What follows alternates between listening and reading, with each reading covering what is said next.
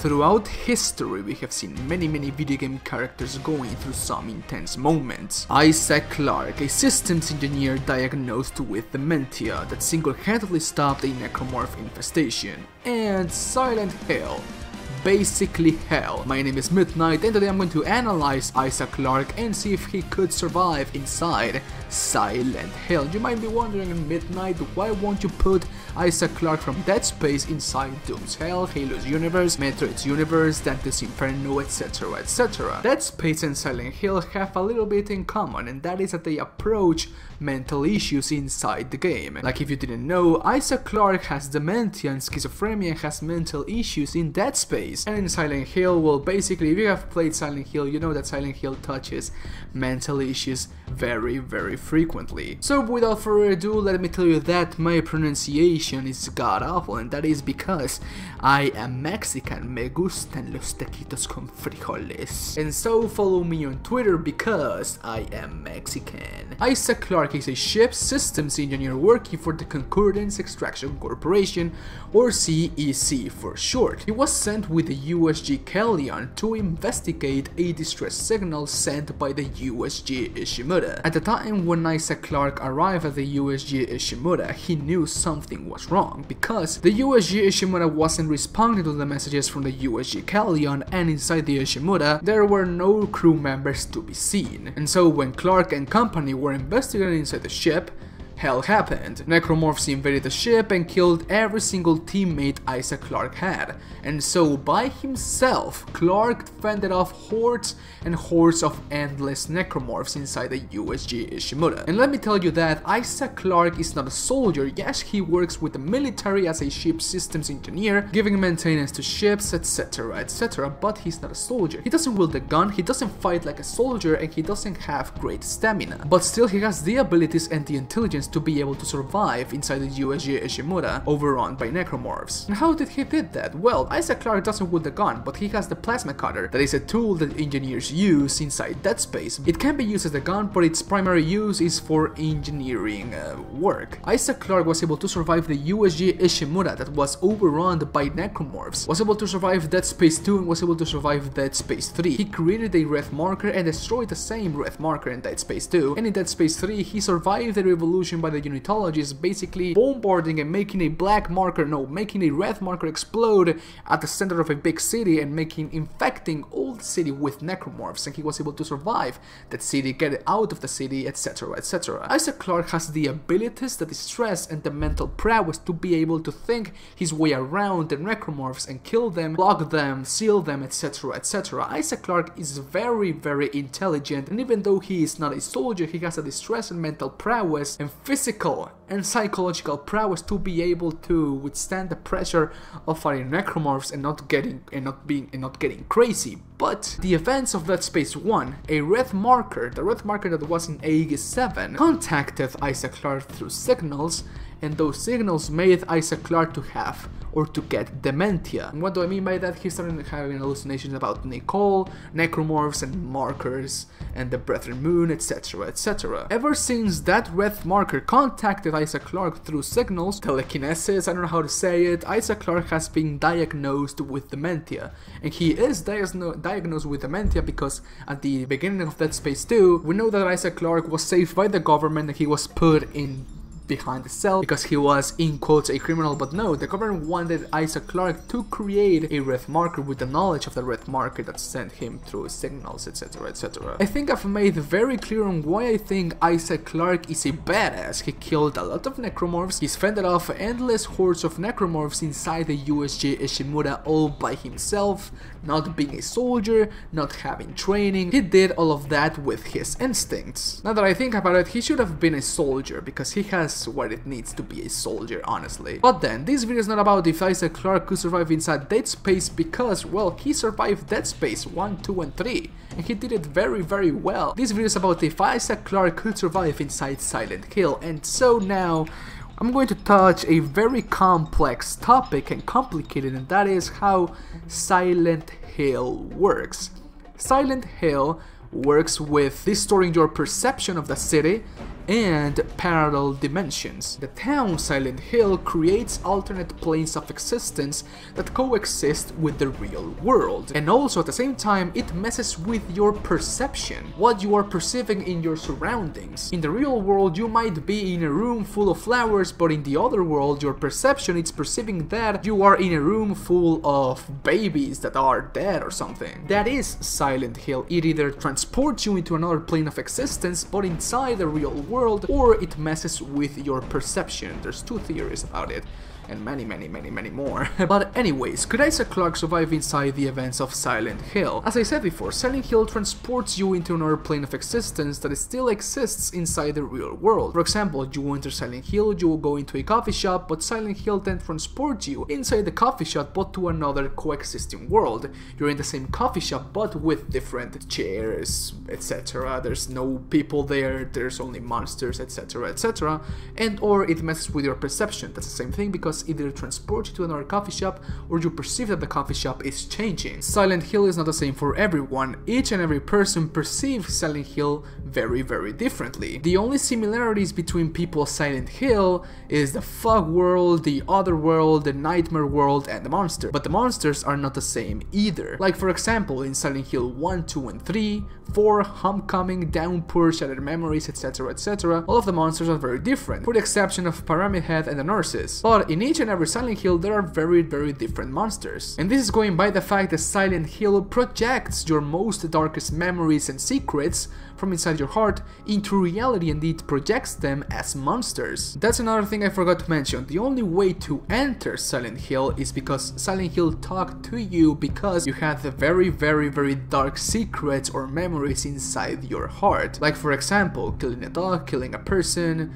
doing something very bad to a person, etc. This is going by the fact that in Silent Hill 2 you have a lot of, in quote, teammates, and all of them have something in common. They have mental issues and they did very bad things. One killed her father and another one killed a lot of people with a gun. The other one being obviously you, the protagonist of Silent Hill 2, James Sunderland, who killed his wife, not because of malice or because he was bad, but because his wife was diagnosed with a terminal illness and he couldn't watch his wife suffering, and he wanted to basically end her suffering, and that's why he killed her. But the reason why he entered Silent Hill was not because he killed his wife, because he did it without malice. The reason why he entered Silent Hill was because he felt very guilty about the death of his wife.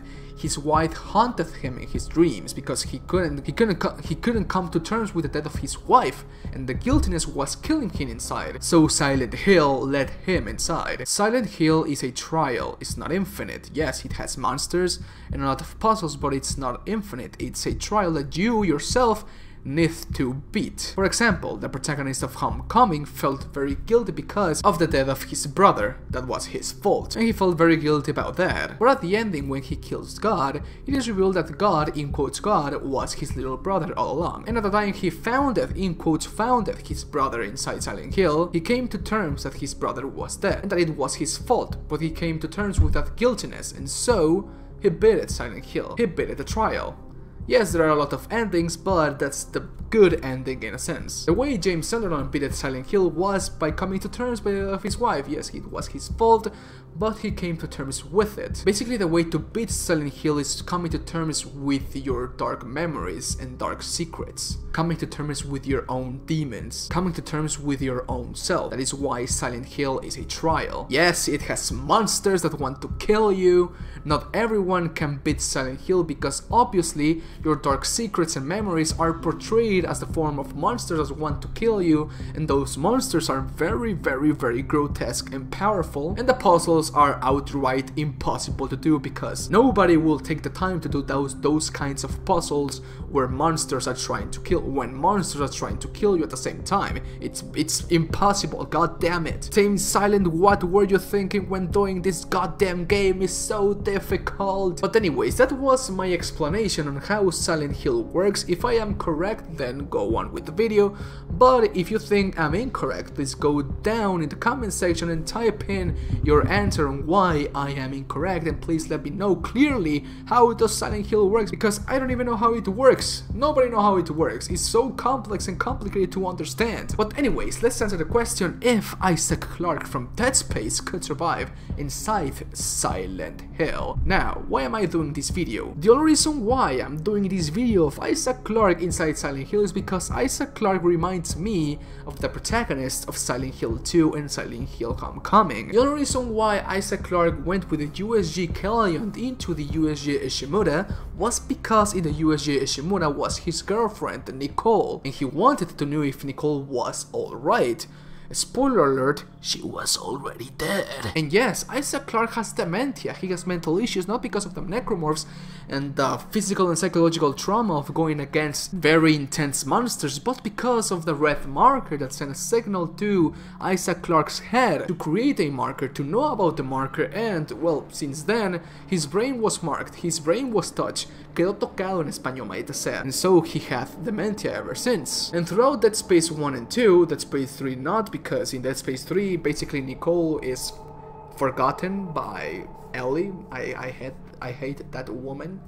She can die. In Dead Space 1 and 2, Nicole is in every goddamn hallucination Isaac Clarke has.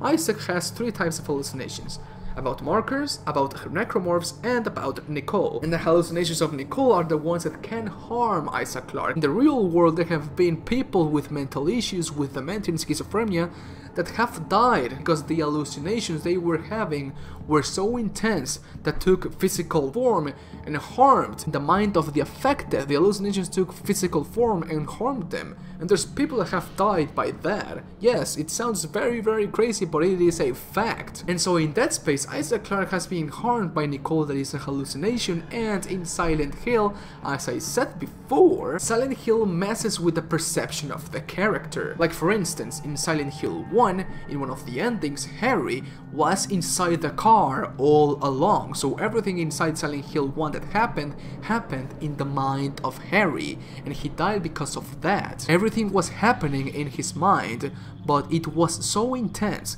the hallucination was so intense and real that it harmed Harry in the real world. And this furthers the fact even more. In Silent Hill 2, a 7-year-old girl inside Silent Hill cannot be harmed by Silent Hill because she is pure of heart. She is innocent, and Silent Hill cannot harm her because she cannot hallucinate. She cannot hallucinate the monsters of Silent Hill. Yes, she is technically in the other world, but still she cannot be harmed by Silent Hill. Her perception of the world cannot be messed up with by the entity of Silent Hill. And so going by that, we already know that Isaac Clarke has dementia and his hallucinations are very intense that can physically harm him. But adding that Silent Hill messes with your perception inside your brain is like adding double dementia to Isaac Clarke.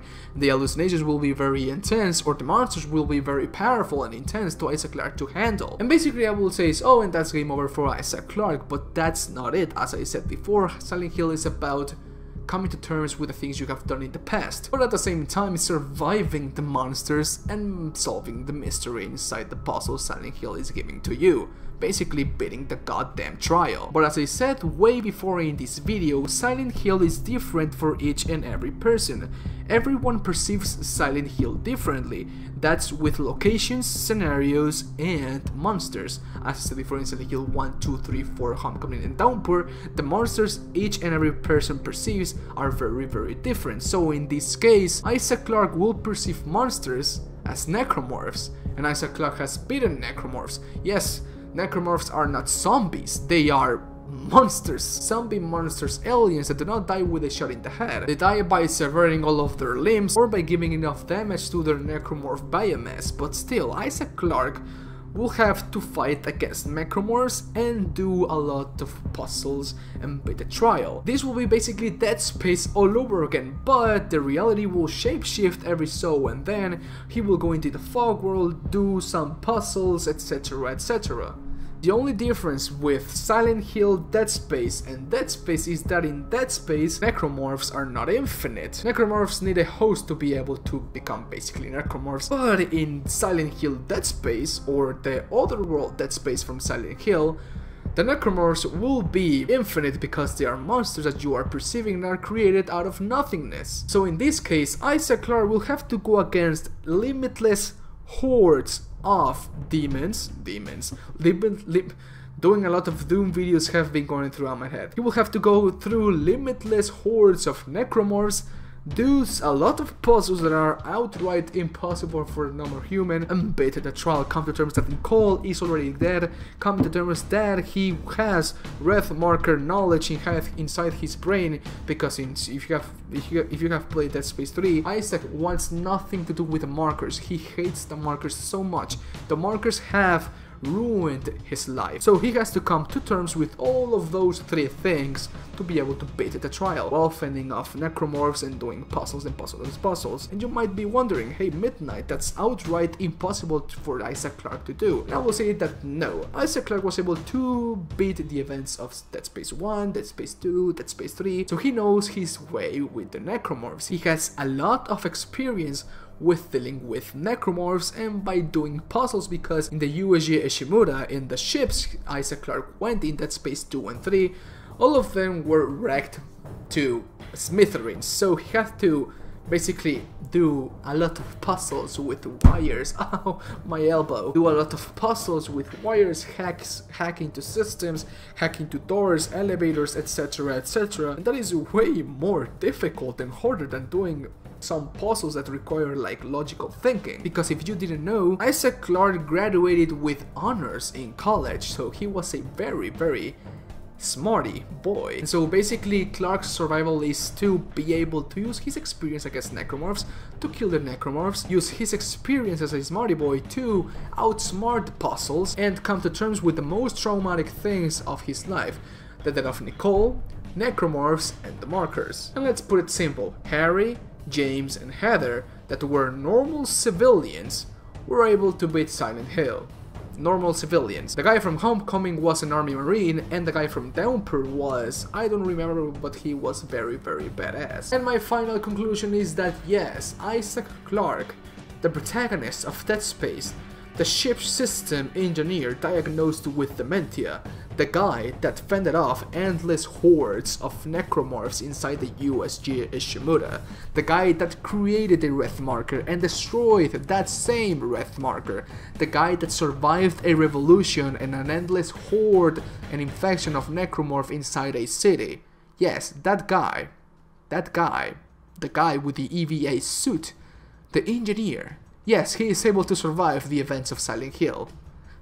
No doubt. And so that is the end of this goddamn video and beautiful video. If you watched until the end, then I thank you a lot, because that means you are a true Spartan. And so let me tell you that I want you guys to follow me on Twitter, because I will put polls into which types of videos I should do in the future, and I cannot do that in YouTube because I don't have the community tab enabled right now. And so please go follow me on Twitter right here at Mr. Midnight. I want to put it as Midnight Spartan, but I cannot, god damn it. And I don't know, go follow me, go follow my memes, like my memes, my pictures, and be very active in my polls, because those are gonna be the ideas I'm gonna do as my future videos. So if you are new to this channel, I upload videos.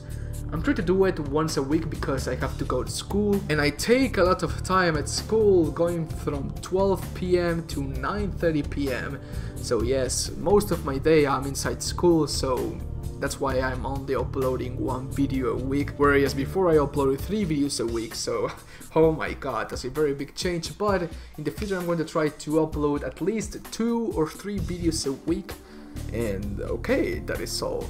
It's okay, guys. I'm sorry. It's okay, guys, that is all for today. If you guys like the video, slap a like on it.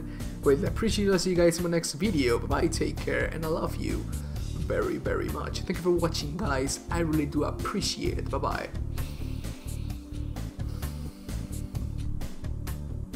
bye.